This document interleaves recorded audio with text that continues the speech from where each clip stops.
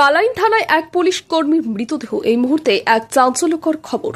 রবিবার সকালে কাছাড়ের কালাইন থানায় চাঞ্চল্য ছড়িয়ে পড়ে যখন থানার মধ্যেই এক পুলিশ কর্মীর মৃতদেহ রহস্যজনকভাবে উদ্ধার হয়।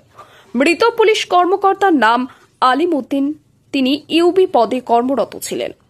সূত্রের খবর অনুযায়ী শনিবার রাতে কর্তব্য শেষ করে তিনি নিজের ঘরে বিশ্রাম নিতে চান, কিন্তু পরদিন সকালে অর্থাৎ রবিবার দীর্ঘ সময় কেটে গেলেও যখন তিনি দরজা খুলছিলেন না, তখন সহকর্মীরা প্রথমে তাকে ডাকাডাকি করেন।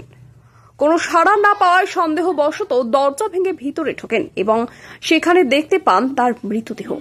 এই ঘটনাটি ঘিরে থানায় চাঞ্চল্যের সৃষ্টি হয়। খবর পেয়ে ঘটনাস্থলে পৌঁছান সার্কেল অফিসার রবার্ট টোল এবং ডিএসপি মহেন্দ্র রবা। তারা মৃতদেহটি উদ্ধার করে ময়নাতদন্তের জন্য শিলচর মেডিকেল কলেজ হাসপাতালে পাঠান।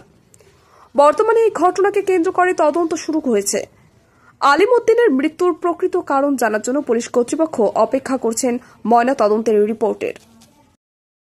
আমরা কালাইন থানার ইউপি নায়ক আলিম উদ্দিনের মৃত্যুটা দুর্ভাগ্যজনক, এবং আমি যেটা দেখলাম ডেডবডি যে এট প্রেজেন্ট সিচুয়েশন, এটা আমার কাছে রহস্যজনক। আমি প্রশাসন ঊর্ধ্বতন কর্তৃপক্ষের কাছে দাবি জানাই যে এটা মালাটিকে ইনভেস্টিগেশন। বডিটা কিরকম আছে?